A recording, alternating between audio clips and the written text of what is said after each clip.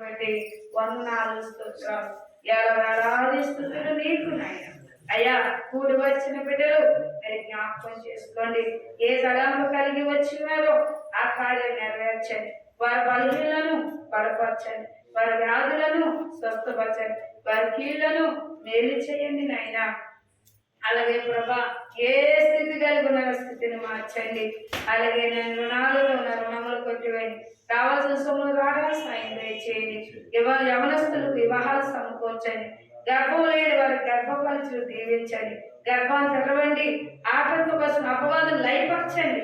దుష్టుల ప్రయోగాలు ఏసునాలు బంధించండి. అగ్నితో కాల్చివేయండి ప్రభా. ఏసయ్యా నీకు వందనాలు స్తోత్రాలు.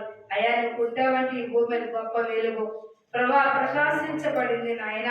నిన్ను అమ్మలించేవారు ఎంతో ధన్యులు అన్నావు. అవును నాయన నీకు వందనాలు స్తోత్రాలు.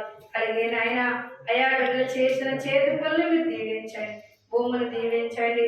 మంచి వాతావరణం దయచేయండి ప్రభా. నీకు వందనాలు స్తోత్రాలు నాయన. గర్భంతో ఉన్న స్త్రీలు కూడా జ్ఞాపకం చేసుకోండి. ఏ బిడ్డలు ఏ తలంపు కలిగి ఉన్నారు వారి కార్యాలు అన్ని నెరవేర్చలేవు సహాయం దయచేయండి నాయన. పరిశుద్ధులు యవనులు జ్ఞాపకం చేసుకోండి. చిన్న వాహనాలు దీవించండి. అయా చేసిన చేతి పనులు దీవించండి. అయా చెరువులు దీవించండి నాయన. ఏ గృహములోనే చిన్న క్రిస్మస్ పెట్టించున్నామో వారిని కూడా ఆశీర్వదించండి. ఎట్టి ఆటంకాలను తీసివేయండి. ఎవరైతే నైనా నేను చేర్చుకుంటున్నారో వారి కుటుంబాలు వర్ధిల్ల చేయండి. వారిని దీవించండి నాయన. నేను ఇంకా పెట్టుకొచ్చిన వారిని కూడా పెట్టబోయే వారి గురించి కూడా జ్ఞాపకం చేసుకొని నాయన. ఎంతో కష్టపడి అయా ఆశగా ప్రాణాలు గుర్తుకొచ్చే దేవుడైనా కూడి వచ్చిన బిడ్డలందరినీ జ్ఞాపకం చేసుకోండి. పరిశుద్ధులు ఇచ్చిన ఆ బిడ్డలు కూడా జ్ఞాపకం చేసుకోండి.